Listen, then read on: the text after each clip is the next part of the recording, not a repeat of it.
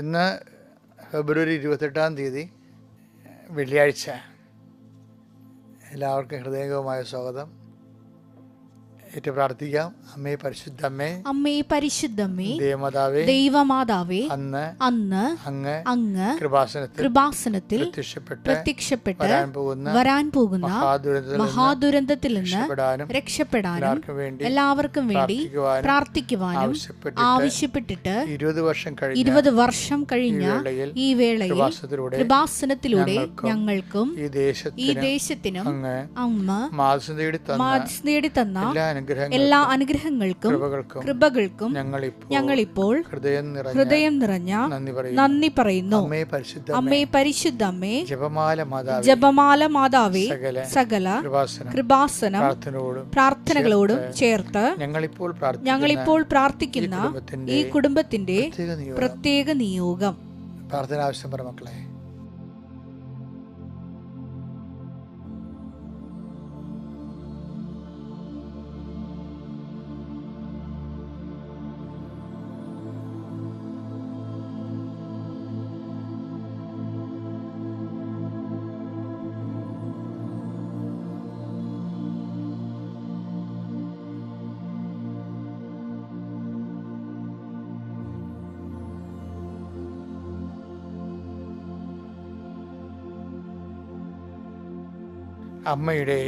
അമ്മയുടെ പ്രത്യക്ഷീകരണത്തിന്റെ ഈ അനുഗ്രഹവേളയിൽ ഞങ്ങൾക്ക് സാധിച്ചു തരുവാൻ കനിയണമേ. വിശ്വാസ പ്രമാണം. സർവശക്തനായ പിതാവും ആകാശത്തിന്റെയും ഭൂമിയുടെയും സൃഷ്ടാവുമായ ദൈവത്തിൽ ഞാൻ വിശ്വസിക്കുന്നു. അവിടുത്തെ ഏകപുത്രനും ഞങ്ങളുടെ കർത്താവുമായ ഈശോമിശിഹായിലും ഞാൻ വിശ്വസിക്കുന്നു. ഈ പുത്രൻ പരിശുദ്ധാത്മാവിനാൽ ഗർഭസ്ഥനായി കന്യകാമറിയത്തിൽ നിന്ന് പിറന്ന് പൊന്തിയോസ് പീലാത്തോസിന്റെ കാലത്ത് പീഡകൾ സഹിച്ച് കുരിശിൽ തറയ്ക്കപ്പെട്ട് മരിച്ച് അടക്കപ്പെട്ട് പാതാളങ്ങളിൽ ഇറങ്ങി മരിച്ചവരുടെ ഇടയിൽ നിന്ന് 3-ാം നാൾ ഉയർത്ത് സ്വർഗത്തിലേക്ക് എഴുന്നള്ളി സർവശക്തിയുള്ള പിതാവായ ദൈവത്തിന്റെ വലതുഭാഗത്തിരിക്കുന്നു. അവിടെ നിന്ന് ജീവിക്കുന്നവരെയും മരിച്ചവരെയും വിധിക്കുവാൻ വരുമെന്നും ഞാൻ വിശ്വസിക്കുന്നു. പരിശുദ്ധാത്മാവിലും ഞാൻ വിശ്വസിക്കുന്നു. വിശുദ്ധ കത്തോലിക്കാ സഭയിലും പുണ്യവാന്മാരുടെ ഐക്യത്തിലും പാപങ്ങളുടെ മോചനത്തിലും ശരീരത്തിന്റെ ഉയർപ്പിലും നിത്യമായ ജീവിതത്തിലും ഞാൻ വിശ്വസിക്കുന്നു. ആമേൻ. സ്വർഗ്ഗസ്ഥനായ ഞങ്ങളുടെ പിതാവേ, അങ്ങയുടെ നാമം പൂജിതമാകണമേ. അങ്ങയുടെ രാജ്യം വരണമേ.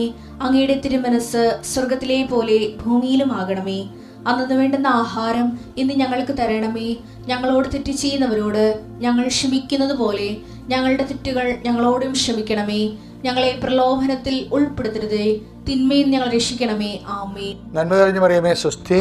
കർത്താവ് അങ്ങയുടെ കൂടെ സ്ത്രീകളിൽ അങ്ങ് അനുഗ്രഹിക്കപ്പെട്ടവളാകുന്നു.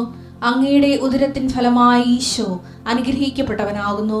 പരിശുദ്ധ മറിയമേ, തമ്പുരാന്റെ അമ്മേ, പാപികളായ ഞങ്ങൾക്ക് വേണ്ടി ഇപ്പോഴും ഞങ്ങളുടെ മരണസമയത്തും തമ്പുരാനോട് അപേക്ഷിക്കണമേ. ആമേൻ. എൻ്റെ മക്കളെ, നമുക്ക് പ്രാർത്ഥനയിലേക്ക്, അനുദിന അനുഗ്രഹ പ്രാർത്ഥനയിലേക്ക് കടന്നു വരാം. കർത്താവിൻ്റെ ഉന്നതമായ നാമത്തിന് സ്വസ്ഥം ചെയ്യുന്ന കർത്താവിൻ്റെ വിശുദ്ധ പൗരോഹിത്യത്തെ മഹത്വപ്പെടുത്തണമേ. കർത്താവ് പ്രഭാതത്തിൽ അങ്ങയെ വിളിച്ചപേക്ഷിക്കുന്ന മക്കളുടെ മേൽ അങ്ങയുടെ അലിവിൻ്റെ കരങ്ങളെ സ്പർശിക്കണമേ. സന്ധിബന്ധങ്ങളും മാംസപേശികളിലും കർത്താവിൻ്റെ രക്തം പടരട്ടെ. ക്ഷീണത്തിലിരിക്കുന്നവരും രോഗത്തിലിരിക്കുന്നവരും കർത്താവിൻ്റെ നാമത്തിൽ സൗഖ്യം പ്രാപിക്കട്ടെ.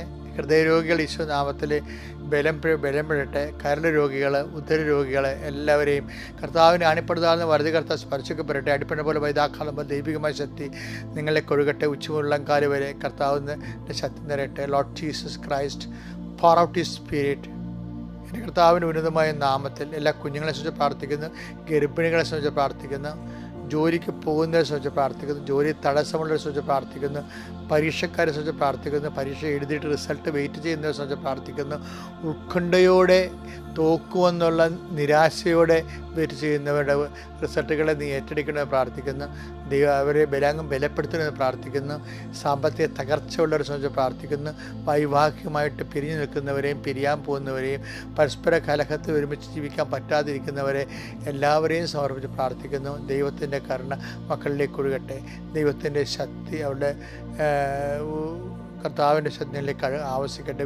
ഭവനരഹിതരെ, ഭവനം പണിയാൻ വീട് സ്ഥലമില്ലാത്തവരെ, അതെല്ലാം പല ബാങ്കിൻ്റെയും അതുപോലെ സർക്കാർ ഓഫീസുകളുടെയും നിയമക്കുരുക്കിൽ പെട്ടിരിക്കുന്നവർ, കർത്താവ് പാഠം നികർത്താനുള്ളവരും അതുപോലെ നികർത്താൻ അനുവാദമില്ലാത്തവരും, CRSD താമസിക്കുന്നവരും, അവർക്ക് അനുവാദം കിട്ടാത്തവരും, നമ്പറില്ലാത്ത ഭവനങ്ങൾ, നമ്പറില്ലാത്ത വ്യാപാര സ്ഥാപനങ്ങൾ, അതുമൂലം ജീവിതത്തിൽ അത് തുടങ്ങാൻ പറ്റാത്തതിൻ്റെ പലിശ കയറി മുടിഞ്ഞ് എല്ലാ തരത്തിലും തൊഴിലുമില്ല, ജീവിതവുമില്ല, നിയമത്തിൻ്റെ ബലികടകളായിട്ട്, ഇരകളായിട്ട്, വികസനത്തിൻ്റെ ഇരകളായിട്ട്, കർത്താവ് എങ്ങനെ ഓടാനും കത്തുന്ന പെരയിൽ രക്ഷപ്പെടാനും പറ്റുന്നില്ല, ഓടാനും പറ്റുന്നില്ല, തീ കെടുത്താനും പറ്റുന്നില്ല.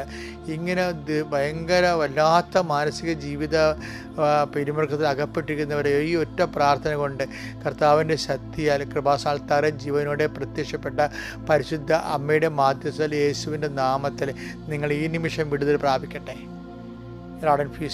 Power and grace.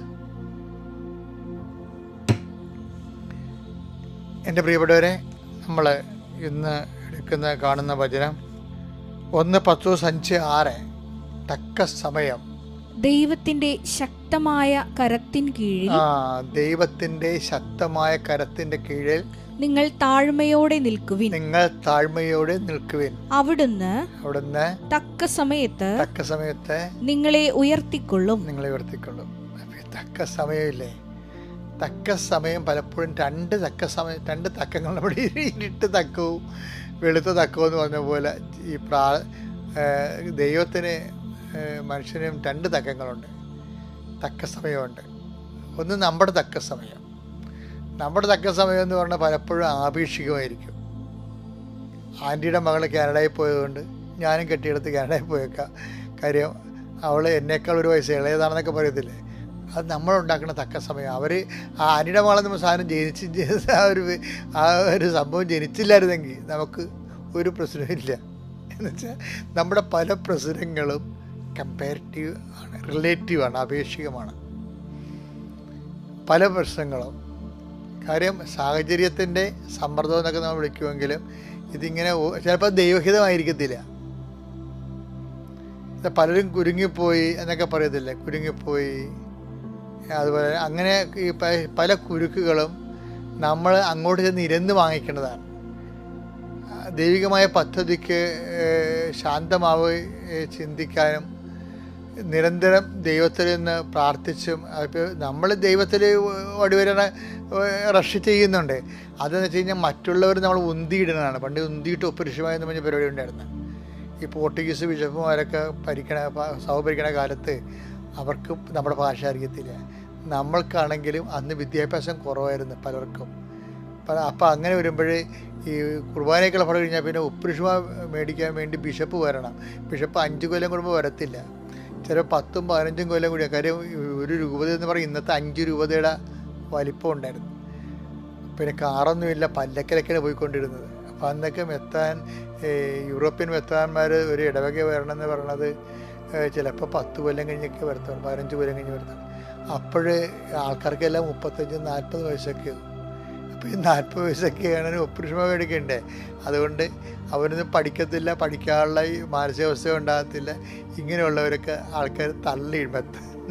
എത്ര ഒപ്പുരുഷം മര്യാദക്കുള്ള ആൾക്കാർക്ക് ഒപ്പുരുഷം കൊടുത്ത് കൊടുക്കുമ്പോൾ ഇങ്ങനെയുള്ള ആൾക്കാരെ ഈ ക്യാരീസ് അധ്യാപകർക്ക് ഉന്തി വെക്കും. അതിനകത്ത് ഉന്തിയിട്ട് ഒപ്പുരുഷം എന്ന് പറയണത് കേൾക്കുമ്പോൾ രസമാണെങ്കിൽ ഇതുപോലെ നമ്മുടെ പല സമ്മർദ്ദങ്ങളും ഉന്തിയിട്ട് ഒപ്പുരുഷം പോലെ എന്ന് വെച്ച് കഴിഞ്ഞാൽ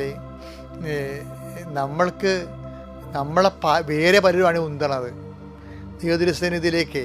ഇപ്പോൾ പഠനമായാലും വിവാഹമായാലും ഇപ്പം എൻ്റെ ചില വീട്ടിൽ പറയും, ഇനി ഞാനൊരിടത്തും പോലും ഒരു പള്ളിയിലും പോണില്ല, ഒരു ആൾക്കാരൊക്കെ ചോദിക്കണം ആയില്ലേ എന്ന് ചോദിക്കണം. അതുകൊണ്ട് ഞാൻ ഒരിടത്തും പോകണില്ല. നമ്മൾ കുളിക്കാതെ ഇരിക്കാനിട്ടല്ലേ, ഞായറാഴ്ചയൊക്കെ പള്ളിയിൽ പള്ളി പോകണില്ല ചോദിക്കുമ്പോൾ കുളിക്കാതെ തേക്കാതെ ഇരിക്കണ കാണാം 15 ഞാൻ ഒരു പള്ളിയും പോകണില്ല. ആൾക്കാരുടെ വായിക്കേക്കാൻ ആൾക്കാർ ചോദിക്കണം ആയില്ലേ എന്താണ് ആൾക്കാർ ചോദിക്കണത് എന്താ വെച്ച് കഴിഞ്ഞാൽ 2 കാര്യത്തിലാണ് ആയില്ലേ ചോദിക്കണത്. ഒന്ന് കല്യാണം ആയില്ലേ. ഒരു 10-25 വയസ്സ് കഴിഞ്ഞാൽ 22 വയസ്സ് കഴിഞ്ഞാൽ ഉടനെ ചോദിക്കും ആയില്ലേ എന്ന്. പിന്നെ കല്യാണം കഴിച്ചു കഴിഞ്ഞാൽ ആൾക്കാർ ചോദിക്കും പ്രഗ്നൻ്റ് ആയില്ല. ഇത് ചോദിച്ച ആൾക്കാർക്ക് ഭ്രാന്തായി. അതുകൊണ്ട് ഇനി ഒരിടത്ത് പോകണമെന്ന് പറഞ്ഞാൽ ആൾക്കാർ ഒളിച്ചിരിക്കുന്ന ആൾക്കാരൊക്കെ ഉണ്ട് സമൂഹത്തിൽ ഉന്തിരിഞ്ഞ്. അപ്പോൾ ഈ മറ്റുള്ളവരാണ് ഉണ്ടാക്കുന്നത് ഒരു സമയമുണ്ട് അവിടെ. കാര്യം എന്താ വെച്ചാൽ എൻ്റെ കൂട്ടുകാരെല്ലാം കല്യാണം കഴിച്ചു, അതാണ് ഒരു പ്രശ്നം. ഈ ചുറ്റുവട്ടത്ത് ഈ കല്യാണം കഴിക്കാനുള്ള ഞാൻ മാത്രമേ ഉള്ളൂ. അപ്പോൾ അങ്ങനെയൊക്കെ ചിന്തിച്ച് വരുമ്പോൾ മറ്റുള്ളവരാണ് ഈ ഉന്തണം നമ്മൾ. അതാണ് ഉന്തിയിട്ട് പുരുഷ പോലെയുള്ള ഉന്തിയിട്ട് പ്രാർത്ഥന എന്ന് പറയും. പ്രാർത്ഥിക്കും, പക്ഷെ ഉന്തിയിട്ട് പ്രാർത്ഥനയിരിക്കും. എന്ന് വെച്ച് കഴിഞ്ഞാൽ ആ തക്ക സമയം മറ്റുള്ളവർ നിശ്ചയിക്കും. പക്ഷേ നീ മറ്റുള്ളവരെ ഒഴിവാക്കണം. കർത്താവ് പണ്ട് പറഞ്ഞില്ലേ, നിങ്ങൾക്ക് എന്നെയാണ് ആവശ്യമെങ്കിൽ ഇവർ പോയിക്കൊള്ളട്ടെ. അത് രസകരമായൊരു വചനമാണ്. യോഹന്നാൻ 18:8. യോഹന്നാൻ 18:8. യേശു പ്രതിവചിച്ചു, ഞാനാണെന്ന് നിങ്ങളോട് പറഞ്ഞുവല്ലോ. നിങ്ങൾ എന്നെയാണ് അന്വേഷിക്കുന്നതെങ്കിൽ ഇവർ പൊയ്ക്കൊള്ളട്ടെ.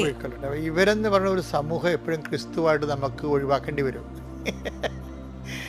അതായത് ദൈവത്തിൻ്റെ തക്ക സമയം ഒന്നുണ്ട്. അതാണ് ഈ പത്രോസിന് നമ്മൾ 1 പത്രോസ് 5:6 പറയുന്ന തക്ക സമയം. നമ്മൾ പറയുന്ന തക്ക സമയം ജനങ്ങൾ ആ സാഹചര്യത്തിൻ്റെ സമ്മർദ്ദം ഉണ്ടാകുന്ന സമയമാണ്. പക്ഷേ അത് നമുക്ക് അതുപോലെ നടക്കുന്നില്ലെങ്കിൽ അവരെക്കാൾ നമ്മൾ കുറഞ്ഞു പോയല്ലോ എന്ന് നോക്കി. ഇപ്പോൾ മാർക്ക് ലിസ്റ്റ് കിട്ടുമ്പോൾ നമ്മുടെ മാർക്ക് ലിസ്റ്റായിട്ടല്ല നോക്കണത്. നിനക്കെത്ര കിട്ടി എന്ന് ചോദിക്കത്തില്ലേ? എന്നുവെച്ചാൽ ഒരു മാർക്ക് അവരെക്കാൾ കുറവാണ് നിനക്കെങ്കിൽ അപ്പോൾ തന്നെ നിൻ്റെ മോന്ത പോകും. കാര്യം നിൻ്റെ സന്തോഷം മറ്റുള്ളവരുടെ പേപ്പറിലാണ് ഇരിക്കുന്നത്. താരതമ്യം എന്ന് പറയുന്നതിനെ. അതുകൊണ്ട് ഇട്ടിയേറ്റ് എന്നൊക്കെയാണ് കർത്താവ് വിളിക്കുന്നത്. ഫിലിപ്പി 2:3. ഫിലിപ്പി 2:3. മാത്സര്യമോ വ്യർത്ഥാഭിമാനമോ മൂലം നിങ്ങൾ ഒന്നും ചെയ്യരുത്. വെച്ചാൽ മാത്സര്യമാണ് അവരുമായിട്ട്. അപ്പോൾ ഈ മത്സരത്തിൻ്റെ പേരിലാണ് ഈ മത്സരിക്കുന്നത്. ആരാണ്? അഹങ്കാരികളായിരിക്കും. ഞാനാണ് വലുതെന്ന് പറയണമില്ലേ, അതാണ് മത്സരിക്കണം. അതാണ് മാതാവ് പറയുന്നത്. അഹങ്കാരികൾ ഭഗ്നാശരാകപ്പെടും, ചിതറിക്കപ്പെടും. പിന്നെ വിനയാന്യതരെ ഉയർത്തും. അതാണ് ദൈവത്തിൻ്റെ തിരുസന്നിധിയിൽ വിനയത്തോടെ നിൽക്കുക. ദൈവത്തിന് തക്ക സമയത്ത് നിന്നെ ഉയർത്തിക്കൊള്ളും. അപ്പോൾ അവർക്ക് കൂളായിട്ട് നിൽക്കും. ലോകം മുഴുവനും ഇടിഞ്ഞു വീണെന്ന് പറഞ്ഞാലും എനിക്ക് കർത്താവ് ഒരു സമയം നിശ്ചയിച്ചിട്ടുണ്ട്, ആ സമയത്ത് കർത്താവ് അത് ചെയ്യും. ഞാൻ എൻ്റെ കർത്താവിൽ വിശ്വാസം അർപ്പിക്കുന്നു. അങ്ങനെ ജീവിതത്തെ